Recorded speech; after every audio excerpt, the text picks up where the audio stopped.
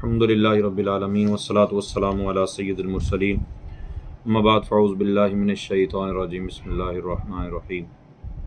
कैसे हैं अहबाब? काफ़ी अरसे के बाद हाज़िरी हुई है। बहुत सारी प्रॉब्लम्स, बहुत सारे मामलात पेश नज़र रहे। अल्लाह ताला उम्मत मुस्लिमा के लिए आसानियाँ पैदा फरमाए। तो जिस तरह मैंने अर्ज़ किया हुआ था, दर्स निज़ामी 4 साला, तो उसका दूसरा साल हम शुरू कर रहे हैं। पहले साल के अंदर सिर्फ सर्फ़ नहव पर हमने तवज्जो दी और सर्फ़ और नहव का इजरा। अभी भी उसके लेक्चर निसाबुस सर्फ़ के, निसाबुन नहव के और इजरा के ये लेक्चर मौजूद हैं यूट्यूब पर। तो जो पिछला क्लियर करना चाहें उसको समात कर सकते हैं। और कुछ किताबें हमने रखी हुई थी साथ साथ अपने मुताला के लिए, ठीक है। अपने मुताला के अंदर जो किताबें रखी हुई थी उनमें से एक तो फ़ीमेल्स के लिए इस्लामी बहनों की नमाज और मेल्स के लिए नमाज के अहकाम, ये मकतबत मदीना ने दोनों किताबें शाया की हैं। और सीरत पर सीरत मुस्तफ़ा, ये दोनों के लिए यकसां थी, यानी इस्लामी बहनों के लिए भी और इस्लामी भाइयों के लिए भी। और इसमें एक्स्ट्रा जो इस्लामी बहनों के लिए हमने रखी थी वो रखी थी जन्नती ज़ेवर। तो अब भी अगर कोई करना चाहता है, पहला साल पढ़ना चाहता है, तो इन किताबों को भी दोहरा सकता है और साथ में निसाबुस सर्फ़ और निसाबुन नहव के असबाक भी सुन ले और अच्छे तरीके से याद कर ले। अच्छा, इसमें एक बात ज़हन में रखिएगा कि ये जो कोर्स है ये सनद के एतबार से शायद उतना पावरफुल ना हो जितना कि इल्मी हवाले से पावरफुल है, ठीक है। जो बाकायदा दर्स निज़ामी करना चाहता है वो ऑनलाइन के चक्कर में ना पड़े, वो कोशिश करे कि वो जाके उस्ताद के पास बैठ जाए। अल्हम्दुलिल्लाह दावत इस्लामी अब कंजुल मदारिस के तहत इंशाअल्लाह अज़्ज़ा वजल बाकायदा एक निज़ाम तालीम लेके चलेगी। तो आप अपन खुद नहीं करना चाहते, खुद के पास टाइम नहीं है, तो आप अपने बच्चों को दाखिल करवा दें। वो तालिबात भी दाखिल करवा दें या तलबा हों, मेल फीमेल दोनों, आप उनको जामिया में दाखिला दिलवाएं। अब रह गई ये बात कि कुछ के पास टाइम नहीं है कि वो अब 8 साला कोर्स के लिए टाइम दें, या पहले से किया हुआ है और अब वो चाहते हैं कि साथ साथ चलो इल्म दीन में इजाफ़ा होता रहे और जो इम्प्रूवमेंट आती रहे सर्फ़ के अंदर, नहव के अंदर, तो वो हमारे साथ चलते रहें, ठीक है। बाकायदा अगर कोई ट्यूशन के तौर पर पढ़ना भी चाहता है तो उसके लिए भी हमारे पास एक लाइन मौजूद है, वो आप पढ़ भी सकते हैं। अच्छा, जब सारा को पहले दाव इस्लामी पढ़ा रही है, जामिअतुल मदीना का हम मशवरा दे रहे हैं, तो ऑनलाइन में फिर क्यों? तो ऑनलाइन जो है ये इसकी 2 वजह। एक तो ये है कि जिनके पास प्रॉपर टाइम नहीं होता, ठीक है, वो इसमें एडमिशन लेंगे, वो हमारे पास आएंगे। दूसरा ये है कि जो फ़ीस देकर पढ़ना चाहते हैं रेगुलर टाइम देके, तो उनके लिए भी गुजारिश ये करूँगा कि वो दावत इस्लामी की ऑनलाइन जामिअतुल मदीना में दाखिला ले लें, ठीक है।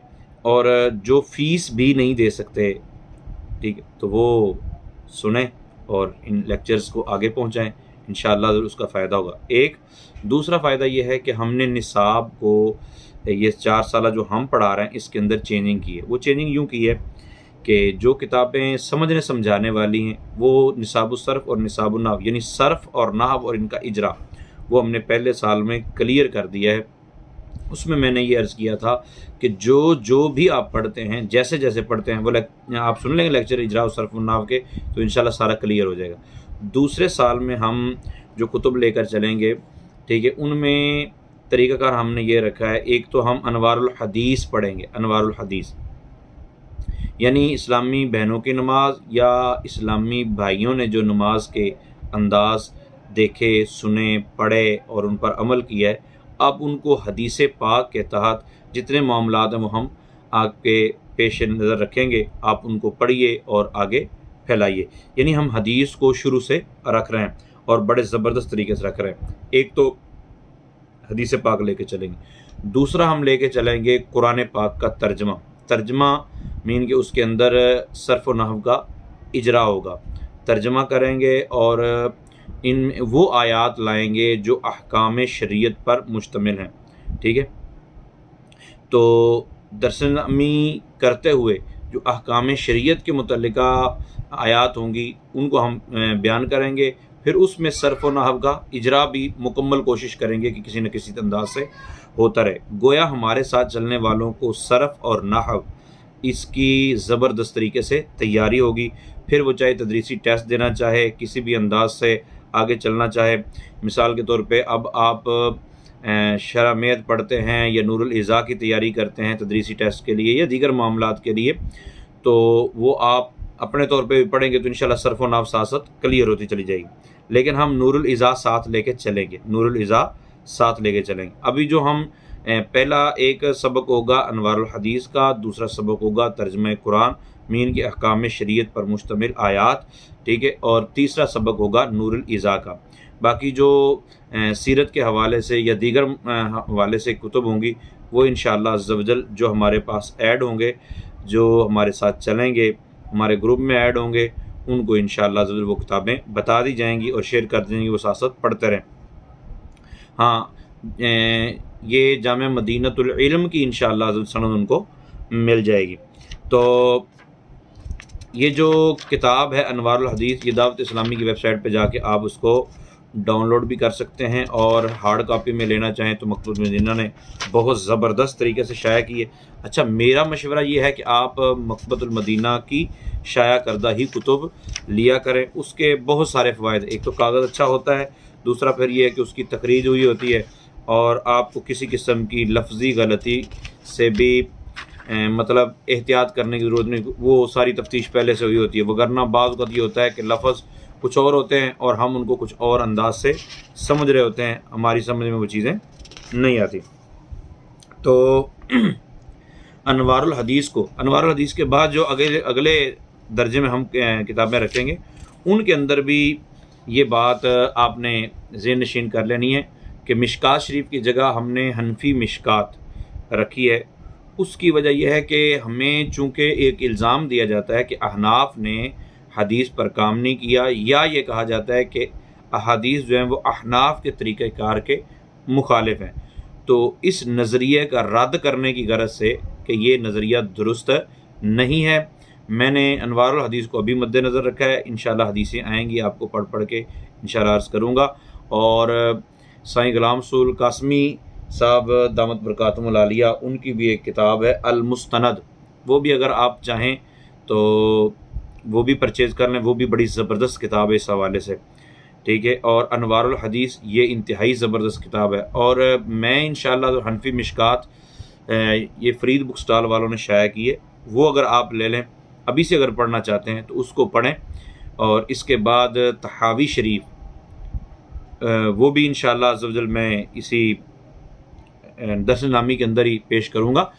تو یہ کتابیں وہ ہیں کہ آپ کو ایک ایک مسئلہ کوشش یہ کی جائے گی، ہمارے پاس جو پڑھنے والے ہیں، ہمارے لیکچرز سننے والے ہیں، ان کو ایک ایک مسئلے پر یا تو قرآن پاک سے کوئی دلیل دے دی جائے یا حدیث پاک سے کوئی دلیل دے دی جائے، یا کم از کم پھر یہ ہو کہ مقیس علیہ پیش کر دیا جائے کہ قرآن پاک کی اس آیت میں یہ حکم موجود ہے، اور وہی حکم کسی نہ کسی علت کی بنا پر احناف نے، یعنی سیدنا امام اعظم ابو حنیفہ رحمۃ اللہ تعالیٰ علیہ، یا ہمارے فقہا جنہوں نے زندگیاں وقف کر رکھی ہیں، انہوں نے یہی حکم اس بات کے لیے ثابت کیے۔ تو مطلب آپ کے پاس قرآن و حدیث کے دلائل ہوں گے انشاءاللہ عز و جل، اگر آپ یہ لیکچرز سنتے رہتے ہیں۔ ان کی لیکچر سننے کی یا ہمارے گروپ میں ایڈ ہونے کی یہ ریگولر ہونا شرط ہے، باقی فیس کی کسی قسم کی کوئی پرابلم نہیں ہے۔ اچھا، یہ تو تھا کہ درس نامی آپ کر رہے ہیں اور ساتھ ساتھ یہ سلسلے چلتے رہیں گے۔ اس حوالے سے ایک اور بات میں عرض کر دوں جو آپ نے بالخصوص مد نظر رکھنی ہے، وہ یہ ہے کہ آپ مدنی چینل دیکھتے رہیں، مدنی چینل دیکھتے رہیں، بچوں کو دکھاتے رہیں، ہفتہ بروز ہفتہ عشاء کی نماز کے بعد جو مدنی مذاکرہ ہوتا ہے اس کو تو پرماننٹ اپنی زندگی میں لازم کر لیں، ٹھیک ہے۔ علم دین کا خزانہ آپ کے ہاتھ آئے گا۔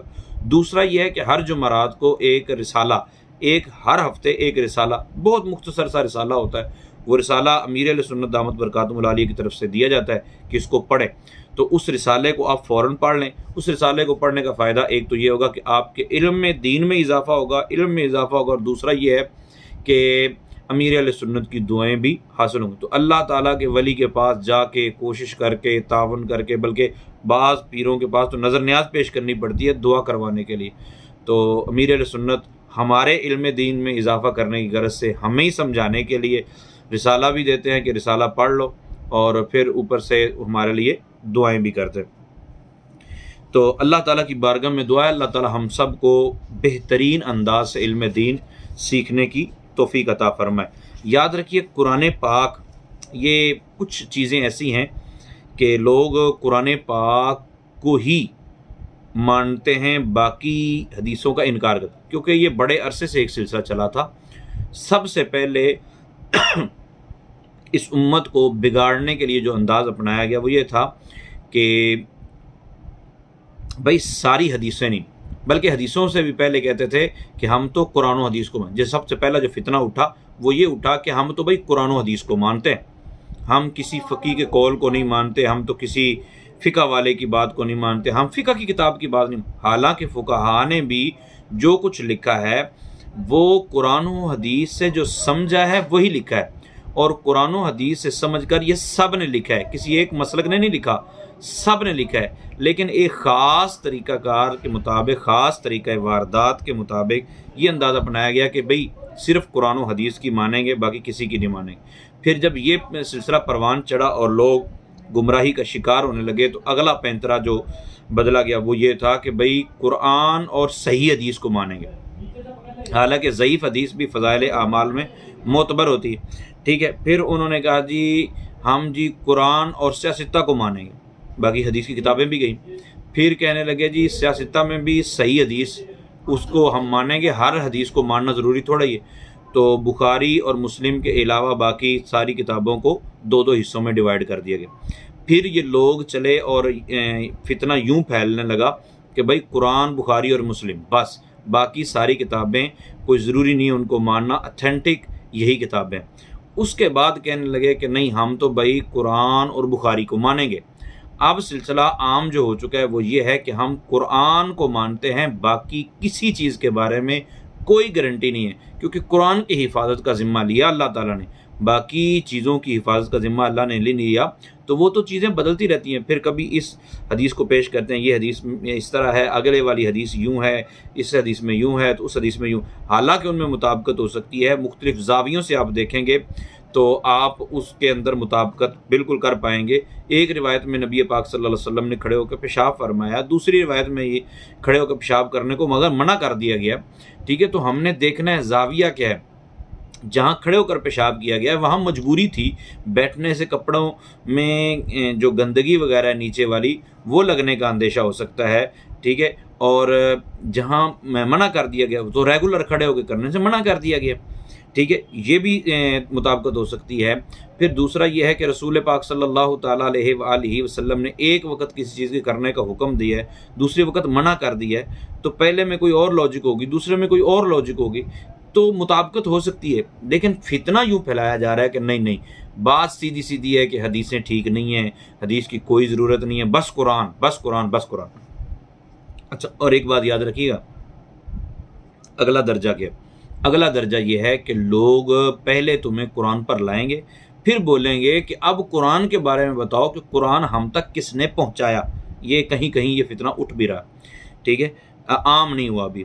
تو قرآن کس نے پہنچایا؟ بولے جی قرآن بھی راویوں نے پہنچایا ہم تک۔ تو بولے پھر قرآن راوی غلطی تو کر سکتے ہیں۔ تو جو آپ شروع سے چلے تھے نا کہ بابوں کی باتیں نہ مانو، ولیوں کی باتیں نہ مانو، اللہ والوں کی باتیں نہ مانو، اللہ کی بات مانو، تو یہ فتنہ چلتے چلتے آپ کو قرآن کے انکار تک لے کے جائے گا۔ اس میں کوئی انجینئر ہو، اس میں کوئی جناب مستری ہو، اس میں کوئی ڈاکٹر ہو، اس میں کوئی جناب سائیکل چلانے والا ہو، اس میں کوئی انجیکشن لگانے والا ہو، کوئی بھی ہو سکتا ہے۔ میں صرف متنبہ کر رہا ہوں کہ آپ جس روش پہ چلے ہوئے ہیں، ٹھیک ہے، بہت ساری چیزیں ایسی ہوتی ہیں۔ بخاری شریف کی ایک روایت ہے، حضرت ابو ہریرہ رضی اللہ تعالی عنہ आप फरमाते हैं मुझे इल्म के 2 बर्तन मिले, एक मैंने तुम तक पहुंचा दिया, दूसरा बर्तन अगर मैं तुम तक पहुंचाता तो मेरा गला काट देते। सारा इल्म हर एक तक पहुंचाना ज़रूरी नहीं होता। कुछ चीज़ें ऐसी होती हैं जो मुस्तहिकीन तक पहुंचाई जाती हैं, जो इस काबिल होते हैं उन्हीं तक पहुंचानी होती हैं। हर बात का हर एक को इल्म हो ये ज़रूरी नहीं है। लेकिन ये जो सिलसिला चल निकला है और फिर इस पे आप लोग यूं कहना शुरू हो गए हैं कि जनाब वलियों की बात ना माने, बाबों की बात ना माने और अल्लाह वालों की बात ना माने, अल्लाह की बात माने। मेरे प्यारे भाई, मेरे प्यारे, मुझे सिर्फ ये बताएं, क्या इमाम बुखारी अल्लाह वाले नहीं थे? इमाम ज़हबी अल्लाह वाले नहीं थे?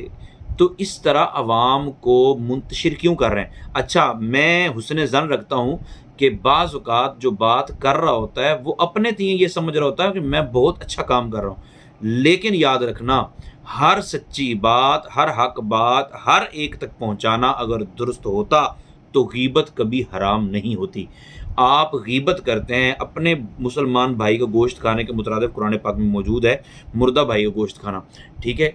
अब सोचें कि गीबत अगर आम मुसलमान की करना हराम है तो जो अल्लाह के वली इस दुनिया से रुखसत हो चुके हैं, जिन्होंने दीन हम तक पहुँचाया, उनकी कमियां जो आपको कमियां लग रही हैं उनको बयान करना क्या ये गीबत नहीं होगा? ठीक है। हाँ, अगर आप ये समझते हैं कि इनको बताना ज़रूरी है तो क्या अवाम उन्नास को बताना ज़रूरी है? अवाम उन्नास को बता के उनसे मुतनफ़र करना ज़रूरी है? हालांकि खराबी आपके जहन की है कि आपको बात की समझ नहीं आ रही कि उन्होंने क्या कहा और क्यों कहा। बहरहाल इस पे बातें आएंगी, मैं इंशाअल्लाह अज़्ज़ व जल अर्ज़ करूँगा। कोई ये ना सोचे कि नहीं वो अल्लाह के वलियों से इतनी मोहब्बत है कि अब उनकी जो खराबियाँ हैं वो भी बयान नहीं करने देते। इंशाअल्लाह बात आएगी, मैं आपको अर्ज़ करूँगा कि खराबियाँ कहाँ हैं और खराबियाँ किसको नज़र आ रही क्या है। बाज़ का तो ये होता है ऐनक जो बंदे ने लगाई होती है ना वो काले रंग की होती है, तो वो दिन में भी कह रहा होता है कि अंधेरा छा रहा है, ठीक है। तो हालांकि हकीकत में ऐसा नहीं होता। एक बात मैं यहाँ अर्ज़ भी कर दूँ बड़ी मोहब्बत के साथ कि मुझे लोग पूछते रहते हैं, मशवरे आते रहते हैं और बाज़ को सवालात भी आते हैं। और मुनाजरा जो होता है ना ये इजहार सवाब के लिए होता है, झगड़े का नाम मुनाजरा नहीं है, ठीक है। मुनाजरा हमारे यहाँ मारूफ ये हो चुका है कि मुनाजरा ये है कि बंदा चढ़ दौड़े किसी पर, सामने वाले की सही बात को भी गलत साबित कर दे और अपनी गलत बात को भी सही साबित करे। हालांकि ऐसा नहीं है। मुनाजरा का मतलब ये है कि बंदा इजहार सवाब के लिए दुरुस्त बात को जाहिर करने के लिए बैठे, बातचीत करे, ठीक है, और उम्मत के अंदर इत्तेफाक और इत्तेहाद की फ़िज़ा कायम करने की गर्ज से ऐसा करे। और इस हवाले से मेरा एक मशवरा है तमाम को, इंजीनियर साहब को भी मशवरा है और मिस्त्री साहब को भी मशवरा है और डॉक्टर साहब को भी मशवरा है, दीगर जितने भी अहबाब हैं मेरा सब को मशवरा है। अगर आपके पास कोई प्लेटफार्म है, जिस तरह पहले भी मैं एक मरतबा इस पर अर्ज़ कर चुका हूँ, वो ऑडियो में रिकॉर्डिंग है, मैं अर्ज़ कर चुका हूँ कि अगर आपका ज़ौक़ है, अगर आपका शौक़ है कि आप उम्मत में इत्तिफाक पैदा करना चाहते हैं, अगर आपका जहन यह है कि उम्मत में इत्तिहाद पैदा करना चाहते हैं, तो फिर आप कोशिश फरमाएं।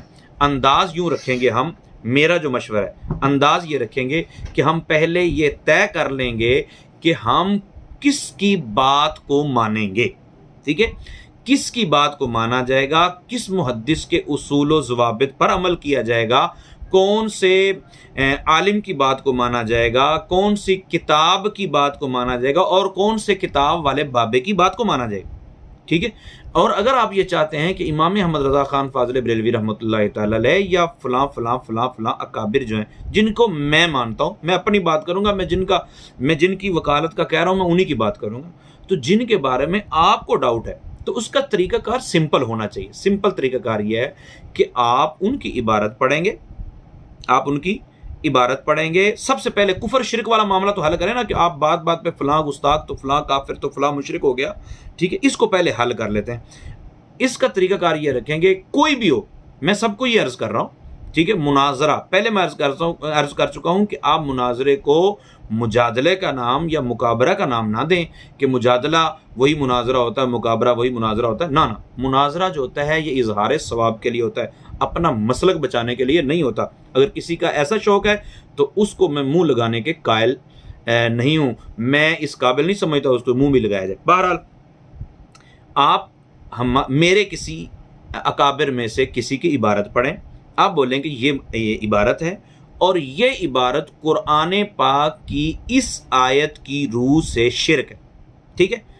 آپ کوئی آیت پڑھیں، ٹھیک ہے، آپ بخاری شریف کی روایت پڑھیں، آپ مسلم شریف کی روایت پڑھیں، اگر آپ کے پاس ان تینوں سے کوئی دلیل نہیں ہے تو پھر نیچے والی مطلب کوئی حدیث پاک پڑھ دیں اور ثابت یہ کرنا ہے کہ یہ آیت، یہ جو بات ہے فلاں بزرگ کی، یہ اس آیت یا اس حدیث کے تحت شرک کے زمرے میں آتی، ٹھیک ہے؟ لیکن اس میں ایک بات یاد رکھنا، آپ بخاری شریف کی روایت پڑھیں گے تو آپ کو یہ پہلے ماننا پڑے گا کہ میرے پاس اس بات کے خلاف قرآن سے کوئی آیت نہیں ہے، ٹھیک ہے؟ آپ مسلم شریف پڑھیں گے تو آپ کو یہ ماننا پڑے گا کہ میرے پاس قرآن اور بخاری میں سے اس بات کے خلاف اس کو شرک ثابت کرنے کے لیے کوئی بات نہیں ہے، نہ قرآن کی آیت ہے نہ بخاری شریف کی کوئی روایت۔ پھر آپ پڑھیں گے مسلم شریف، ٹھیک ہے؟ اور اگر ان تینوں کتابوں سے نیچے جاتے ہیں تو آپ کو یہ ماننا پڑے گا پہلی تینوں کتابوں میں میرے پاس اس بارے میں اس عبارت کو شرکیہ ثابت کرنے کے لیے کوئی دلیل نہیں، ٹھیک ہے؟ پھر اسی طرح جب میں اس کا دفاع کروں گا کہ یہ عبارت جو آپ پیش کر رہے ہیں یہ عبارت درست ہے، یہ شرکیہ نہیں ہے، آپ جس کو شرک سمجھے ہوئے ہیں یہ شرک نہیں ہے، تو میں بھی قرآن پڑھوں گا، میں بھی بخاری پڑھوں گا، میں بھی مسلم پڑھوں گا۔ اگر میں نیچے والی کتاب کوئی پڑھتا ہوں، بخاری پڑھتا ہوں یا مسلم پڑھتا ہوں یا اس سے نیچے جاتا ہوں، تو مجھے بھی یہ ماننا ہوگا کہ بھائی میرے پاس اوپر والی کوئی کتاب کی کوئی یا قرآن پاک کی کوئی آیت نہیں ہے، نہ حدیث ہے نہ میرے پاس کوئی آیت ہے۔ انشاءاللہ دودھ کا دودھ اور پانی کا پانی ہو جائے گا۔ اچھا، اب پھر پتہ کیا ہوتا ہے اس میں؟ ایک بات یہ بھی ہوتی ہے، وہ یہ ہوتی ہے دیکھو جی نہیں حدیث تو حدیث ہے، اس کو ہر صحیح حدیث کو مان لینا چاہیے۔ تو اس میں نا ایک پھڈا ہوتا ہے، اس پہ پہلے طے کر لیں گے کہ کون کون سے محدثین کی باتوں کو مانا جائے گا، کہ کون سا محدث کہے گا کہ یہ حدیث صحیح ہے تو اس کی حدیث کو صحیح مانا جائے گا، کون سا محدث کہے گا حدیث ضعیف ہے تو اس کی حدیث کو ضعیف مانا، یہ بھی طے کر لیں گے۔ اور انشاءاللہ عز و جل سب سے پہلے کابرین اہل سنت یعنی سیدی امام احمد رضا خان فاضل بریلوی رحمۃ اللہ تعالی علیہ یا دیگر جن کو میں عرض کروں گا، جن کا میں دفاع کرنے کے لیے اپنے آپ کو پیش کروں گا، تو ان کے حوالے سے بات چیت طے ہو جائے گی، ان پہ آپ اعتراض کریں گے، میں ان کا دفاع کروں گا، ٹھیک ہے؟ لیکن طریقہ کار یہی ہوگا، جب ایک مرتبہ شرک والا معاملہ، شرک والا چیپٹر کلوز ہو جائے گا، اس کے بعد آ جائے گا جی گستاخی کی ہے، ٹھیک ہے؟ ارتداد والی جو بات ہوگی گستاخی کی ہے، تو گستاخی والے معاملات کو بھی ایسے ہی ایکسپلین کر لیں گے، کیونکہ ہمارا مقصد لڑائی جھگڑا دنگا فساد کرنا نہیں ہے، ہمارا مقصد یہ ہونا چاہیے کہ غلط اگر میں ہوں تو میں درست کو قبول کر لوں، اور اگر آپ غلط ہیں تو آپ درست کو قبول کر لیں، ٹھیک ہے؟ یہ کوئی طریقہ کار نہیں ہے کہ آپ ایک اپنی مشہوری کے لیے اور اپنی انا کی تسکین کے لیے اور اپنے کرسی کے لیے یا اپنی اکیڈمی کے لیے یا دیگر معاملات کے لیے بندہ بڑھاتا جائے، کبھی اس کو مناظرے کا چیلنج، کبھی اس کو مناظرے کا چیلنج، کبھی اس کو یہ کوئی طریقہ کار ٹھیک نہیں۔ ہاں، کسی کے ساتھ بیٹھنے کا انداز جو ہونا چاہیے وہ جس طرح میں نے ابھی عرض کر دیا آپ اس طرح کریں، اور ان چیزوں کو مد نظر رکھتے ہوئے آپ جب چاہیں، جہاں چاہیں، جس وقت چاہیں آپ مجھے فرمائیں، میں خود حاضر ہو جاؤں گا، جس طرح پہلے بھی حاضر ہوا ہوں اور کئیوں کے پاس حاضر ہوا ہوں، ٹھیک ہے؟ تو میرا سب کو یہ مشورہ ہے کہ امت کے اندر اتفاق اور اتحاد پیدا کرنے کی کوشش کریں، آپ اپنی کوشش کریں، ضروری نہیں ہے کہ سب کے اندر اتحاد قائم ہو جائے۔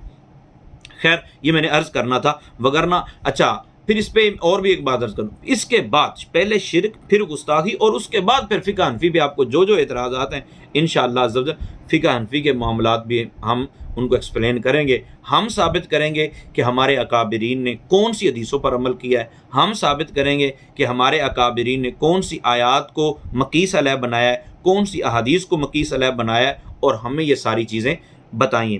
بعض اوقات یہ ہوتا ہے کہ ہمارے ہاں وہ چیز لازم نہیں ہوتی، مگر ایک بندہ اپنے مسلک کی خاطر، اپنی کرسی کی خاطر، اپنی اکیڈمی کی خاطر اپنے گھر میں بیٹھ کے خود ہی ہمارے بارے میں ذہن بناتا ہے، خود ہی ہمارے بارے میں مشورے کرتا ہے، کس سے کرتا ہے یہ مجھے نہیں پتا، اور پھر خود ہی بتاتا ہے کہ ان کا موقف یہ ہے، ان کا مطلب یہ ہے، ان کا مطلب یہ ہے، اور یہ ٹھیک نہیں ہے، لہٰذا یہ سارے غلط ہو گئے۔ بعض روایتیں ہوتی ہیں ان روایتوں کو غلط زاویوں سے دیکھتے ہیں. خیر یہ باتیں جیسے جیسے سامنے آئیں گی میں تو عرض کرتا جاؤں گا، لیکن کسی کا شوق ہو کہ مجھے مناظرہ کرنا چاہیے کیونکہ اتنا عرصہ ہو گیا ہے، اب مناظرے کا طریقہ آ ہی جاتا ہے، ظاہر بندہ اتنی دیر میں تو سیکھ ہی جاتا ہے نا. تو پھر انشاءاللہ عز و جل جب آمنے سامنے بیٹھ کے بات ہوگی تو اس وقت کمال ہو جائے گا. انشاءاللہ پتہ چل جائے گا کہ کون کس طرح قوم کو ایکسپلین کر رہا ہے اور کون کس طرف قوم کو لے کے جا رہا ہے. اللہ تعالی ہم سب کا حامی و ناصر ہو. تو میں عرض کر رہا تھا کہ قرآن پاک میں اللہ اور اس کے رسول کی باتوں کو ماننے کا حکم دیا گیا. ٹھیک ہے، یہ میرے پاس جو انوار الحدیث ہے اس کا پیج نمبر 52 یعنی 52 نمبر صفحہ ہے. اس کے اندر انہوں نے کم و بیش 11 آیات لکھی ہیں جن آیات کے مطابق یہ ہے کہ اللہ تعالیٰ کے حکم کے ساتھ ساتھ نبی پاک صلی اللہ تعالیٰ علیہ وسلم کی بات کو ماننا بھی ضروری ہے. تو ہمارے وہ بھائی جو حدیثوں کا انکار کرتے ہیں، حدیثوں کو چھوڑ دیتے ہیں غلط فہمی میں مبتلا ہو کر، تو ان کو یہ ذہن میں بٹھا لینی چاہیے بات کہ اللہ کے نبی کے جو طریقے ہیں وہ حدیثوں سے ہی ملیں گے، بلکہ قرآن پاک کی آیات کی تفسیر بھی ہمیں اکثر حدیثوں سے ملتی ہے. اللہ تعالیٰ فرماتا ہے یا ایھا الذین آمنوا اطیعوا اللہ ورسولہ ولا تولوا عنہ. ٹھیک ہے، یہ بھی ہے واطیعوا اللہ ورسولہ، یہ بھی ہے قرآن پاک میں. پھر اللہ تعالیٰ نے ارشاد فرمایا قل ان کنتم تحبون اللہ فاتبعونی یحببکم اللہ، اگر تم اللہ سے محبت کرتے ہو تو پھر میری اتباع کرو. یہ اللہ نے خود اعلان کروایا. پھر اللہ تعالیٰ نے ارشاد فرمایا فلا وربک لا یؤمنون حتی یحکموک فیما شجر بینہم. ٹھیک ہے، اور اس میں اللہ تعالیٰ نے اب محبوب پاک علیہ السلام کو حاکم فرمایا. اپنے جھگڑوں میں جب بھی اختلاف ہو جائے تو محبوب کی بات کو ماننا ہے. تو ہم میں اگر جھگڑا ہو تو محبوب کی حدیث کو مانیں گے نا، تو حدیث کو یہاں ترجیح دی گئی. پھر ارشاد فرمایا من یطع الرسول فقد اطاع اللہ، جو رسول کی اطاعت کرے اس نے اللہ کی اطاعت کی. تو رسول کی اطاعت کو اللہ اپنی اطاعت کہہ رہا ہے، تو اس پہ بھی نبی پاک صلی اللہ علیہ وسلم کے فرمان کو ماننے کا حکم ہے. اچھا، اب اس میں صرف کو اگر آپ مد نظر رکھیں، صرف و نحو کے پڑھنے والے جو ہیں، یہ سبق ہے آج کا، وہ پیج نمبر 52 52 نمبر صفحے پہ جتنی آیات لکھی ہیں، یہ آیات ہیں 11.